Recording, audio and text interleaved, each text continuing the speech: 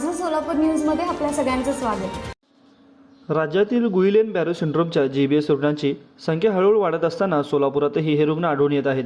मंगळवारी सकाळपर्यंत 4 संशयित रुग्णांवर रुग्णालयामध्ये उपचार सुरू आहेत। हे 4ही रुग्ण मूळचे सोलापूरचे नाहीत, तर शेजारच्या धाराशिव आणि लातूर जिल्ह्यातील आहेत। 2 दिवसांपूर्वी एका संशयित रुग्णाचा मृत्यू झाला आहे। दरम्यान खबरदारी म्हणून जिल्हा प्रशासनाने संशयित रुग्ण शोधण्यासाठी येत्या 2 दिवसात घरोघरी सर्वेक्षण हाती घेण्याचे ठरवले आहे। GBS आजार दुर्मिळ असून संसर्गजन्य नाही, मात्र तरीही या आजारावर मुबलक औषध आणि आवश्यक वैद्यकीय यंत्रसामग्री उपलब्ध होण्यासाठी जिल्हा नियोजन समितीच्या माध्यमातून 2 कोटींचा निधी तातडीने मंजूर झाला आहे। जिल्हाधिकारी कुमार शेजाळ यांनी ही माहिती दिली। दूसरा सिव्हिल हॉस्पिटलमध्ये हा आजारचा मोफत उपचार असेल, मोफत उपचार होणार। आमच्याकडे निधी पुरेसा उपलब्ध आहे, कुठल्या प्रकारची काळजी घेण्याची आवश्यकता नाही आहे। जसं आम्ही सांगितलं की सर्व प्रकारची जी काळजी आहे ते आपण आवर्जून घ्यावे। माझं सोलापूर न्यूज या YouTube चॅनलला सबस्क्राईब करा आणि बेल आयकॉन प्रेस करायला विसरू नका।